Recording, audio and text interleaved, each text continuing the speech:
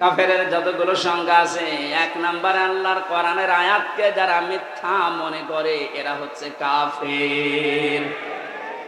এদেশে এরকম মানুষ নেই? আরো জোরে বলেন। আজকে 4 তারিখ, 1 মাস আগে মাত্র এতগুলো মানুষ এক জায়গায় কোরআনের কথা শুনবে। 96% মুসলমানের দেশে 14 জায়গায় পারমিশন নেওয়ার পরেও অনুমতি মিলত না। কথা বলে না কেন? আমির হামজা কুষ্টিয়া থেকে আসবে ওর বাবার কথা বলার জন্যে, ওর দাদার কথা বলার জন্যে। আপনিও জানতেন যে ও কোরআনের তাফসীর করে, ও তাফসীর করার জন্য আসবে। এই যে জানা শোনার পরে শুধু আন্দাজে একটা এক লাগিয়ে যে জামাত ইসলাম করে, ও শিবির করে, এই ধোয়া তুলে আপনি বন্ধ করে দিতেন। আপনি কাফের। কারণ এই কাজটা করে দুনিয়ায় কাফেরেরা।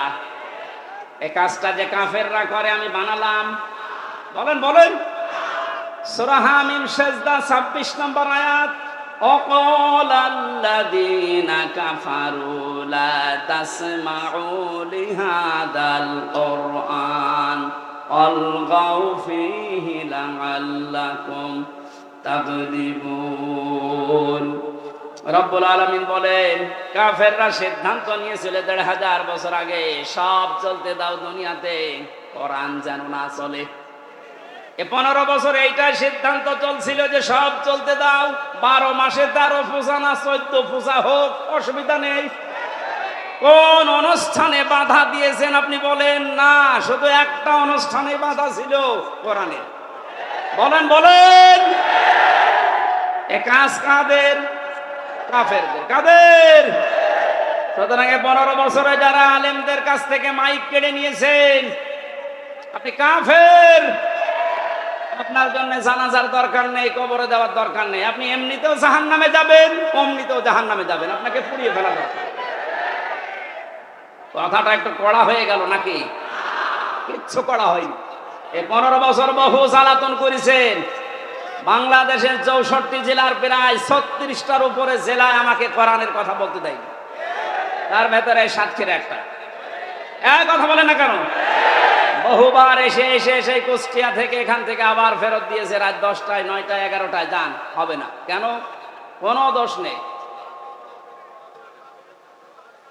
কোরআনের কথা বলতে যারা বাধা দেয়, আল্লাহ বললেন এরা কাফের, আর আপনি কাফের মনে করেন না, আপনিও কাফের। আর কিয়ামতের সবচেয়ে বেশি কাঁদবে কারা? এরকম কাফের যদি সাতক্ষীরায় থাকেন, মুসলমান হন। আমি পরশুদিন একটা মুসলমান বানিয়েছি, গাইবান্ধা।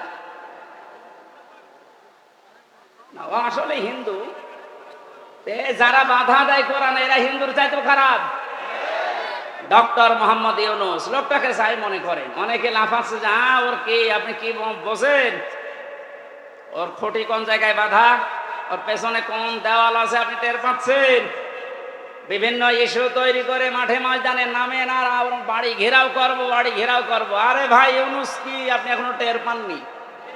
আমার এই যে মোবাইলটা কালকে আদালত দিয়েছে 3 বছর পরে। এ মোবাইলে যদি কল আসে, সর্বোচ্চ তারেক জিয়ার পিএস অপু ভাই থেকে কল আসবে, এর চাইতে উপর থেকে আর আসবে না। উনি আমার সাথে 3 বছর ছেলে ছিল, একটা পরিচয় আছে। তারেক জিয়ার পিএস অপু, নাম শোনেননি? উনি হয়তো কল দিতে পারে, খুব ভালোবাসে আমার।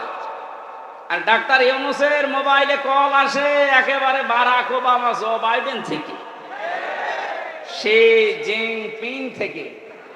আপনি টের পান? আন্দাজে লাফান। আনসারের নাম নিয়ে লাভ দিয়েছিলেন, পিটিয়ে মানুষ ঘরে ঢুকিয়েছে। ওদের যে চরিত্র দেখবেন কিছুদিন পরে এই রাজবাড়ি, গোয়ালন্দ ঘাটের এই বেশ্যাদেরকেও রাস্তায় নামাবে। ওরা এটাই চালাচ্ছে এখন, কিচ্ছু ছিড়তে পারবেন না। এই লোকটার পেছনে যাই থাক, যে খুঁটি আছে ও খুঁটি রাশিয়া, এদের দ্বারা সম্ভব না। তামাম দুনিয়াও যদি এখন একদিকে হয়ে যায়, ওরা একদিকে থাকলে তাও পারা সম্ভব না। বাস্তবতা ওইটাই বলে। মানে ক্ষমতা নেওয়ার পর দিন থেকেই ঘোষণা দিয়েছে এদেশে অন্যান্য ধর্মীয় অনুষ্ঠান যেভাবে চলে, পূজা পার্বণ, কোনো অনুমতি লাগে না। আল্লাহর কোরআনের অনুষ্ঠানে এদেশে কোনো অনুমতির প্রয়োজন আর কোনো দিন হওয়ার দরকার নেই। ওনার জীবনে কি আছে না আছে আমি জানি না। আল্লাহ যদি ওনাকে মাফ নাও করে, এই কথাটার কারণে আশা করছি মাফ করে দেবে। যে লোকটা কোরআনে কারিম এভাবে ওপেন করে দিতে পারে, যারা উন্নয়নের রোল মডেল করেছিল, কি করেছিল তারা? তারা আরো 144 ধারা জারি করে কোরআন আর আলোচনা বন্ধ করে দিত। এখানে কাফেরদের সাথে আত্মীয়তাও বন্ধ করা লাগবে। আমার বংশের 100 জনের 98 জন এরকম ছিল। আমি ঘোষণা দিয়ে দিয়েছি অলরেডি, কারণ এরা খুব খুশি ছিল আমি জেলে থাকাকালীন। এরা খুব খুশি ছিল। আমার বাবাকে মাঝে মাঝে টিটকারি দিতে হচ্ছে, নাও করো এবার জামাত ইসলাম। 5 তারিখের পরে ও যখন পালিয়েছে 1:30টার সময়, বিকাল 5টা বাজতে বাজতে বাড়ি থেকে কল করছে, ভাতিজা আমরা সব আল্লাহর ওলি হয়ে যাচ্ছি। এখন আল্লাহর ওলি হচ্ছে, এর আগে কি করেছিলে? কাফেরদের জানাজা পড়া জায়েজ আছে? ঘোষণা দিয়েছে যারা ইসলাম কায়েম হবে এইটা চাই না, সে আমার বংশের লোক না, আমার বাবা হলেও জানাজায় আমারে ডাকবেন না। কারণ ওর জানাজা হামজানা, কাবা শরীফের ইমাম পড়ালেও জাহান্নামে যাবে। মানে কাফের যারা এক কথাই বলছি, ইসলামের কোন বিধানকে জানার পরে যারা গোপন করে রাখে, এরাও এক প্রকার ডিজিটাল কাফের। আর এই বাংলাদেশে এটা সবচাইতে বেশি। এই কথা বলছে না কেন? 2 নম্বরে মুশরিক, এটা কঠিন শব্দ।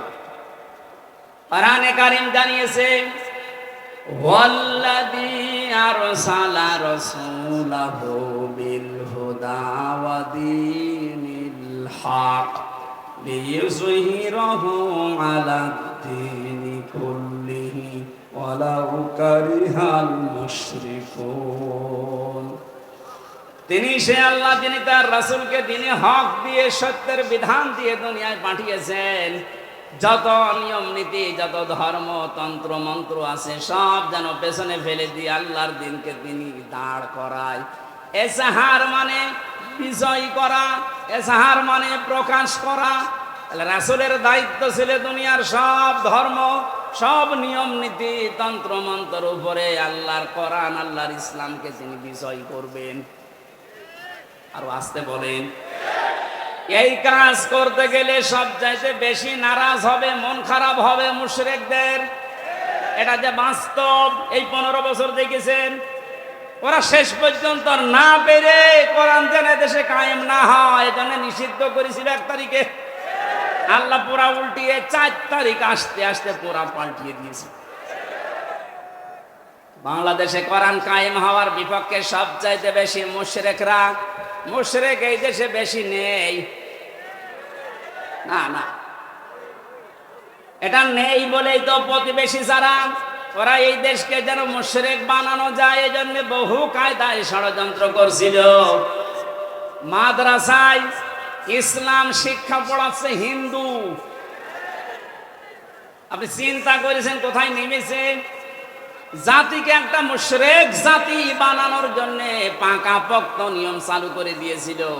এভাবে যদি 10টা বছর চলতো, এ পুরা বাংলাদেশ পাল্টিয়ে আমরা মুসলমান শুধু নামে থাকতাম, কামে মুশরিক হয়ে যেতাম। জাতিকে শিরিক করানোর জন্য কত পায়তারা, কত প্রকল্প হাতে নিয়েছে।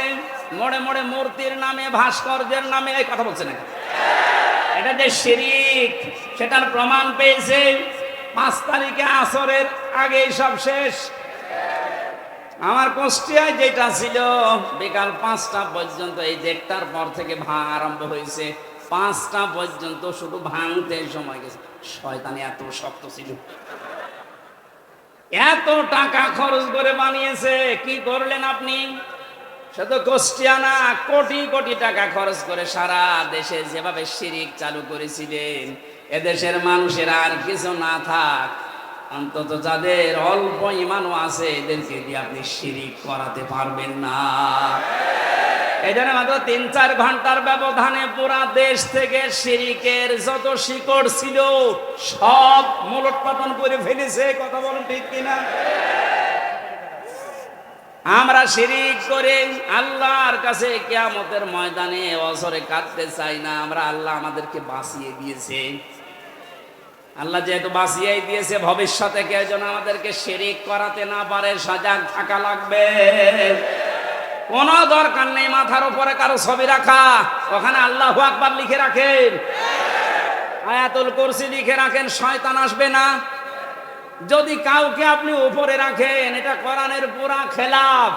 অকালিমাতুল্লাহি হিয়াল উলিয়া আল্লাহু আজিজুন হাকীম। আল্লাহ পাক বলেন উপরে থাকবে আমার কালেমা। কোন কারণে মরা মানুষের ছবি টাঙানো লাগবে ওখানে? এটা প্রকাশ্য একটা শিরিক। এটা কি? এই মুশরিকরা সবচেয়ে বেশি কাঁদবে। একটা রাষ্ট্র কত বড় দুর্নীতিগ্রস্ত হলে জাতীয় মসজিদের ইমাম পর্যন্ত পালিয়ে যায়। ছোটখাটো মসজিদের ইমাম যারা জালেমদের সহযোগী তারা তো পালিয়েছে। সর্বোচ্চ মসজিদ বাইতুল মুকাররমের খতিব পর্যন্ত পালিয়েছে। দোষ না থাকলে, ভয় না থাকলেও পালাবে কি করতে? কোথায় পৌঁছিয়েছিল? আল্লাহ আমাদেরকে হাতে ধরে বাঁচিয়েছে। 3 নম্বরে আল্লাহর দরবারে কাঁদবে সবচাইতে বেশি মুশরিক, মুনাফিক। 4 নম্বরে বেদাতি।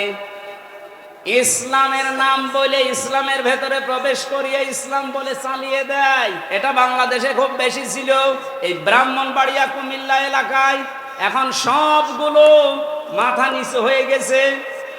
বিশেষ করে চট্টগ্রাম এলাকায় যে নূরে বাংলা, ইংলিশ বাংলা, জাঙ্গি হুজুর নাম শোনেননি?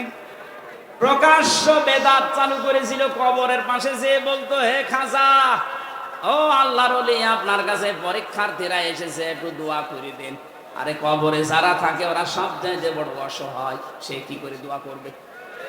সুতরাং এই বেদাত যারা চালু করেছিলেন, এই শিরক, তাদেরকে এখন জাতির শিক্ষা দেওয়া দরকার। নয়তো সময় যদি একটু নরম হয়ে যায়, ওই বেদাতিগুলো কিন্তু আবার মাথা ছাড়া দিয়ে উঠবে। 5 নম্বরের সবচেয়ে বেশি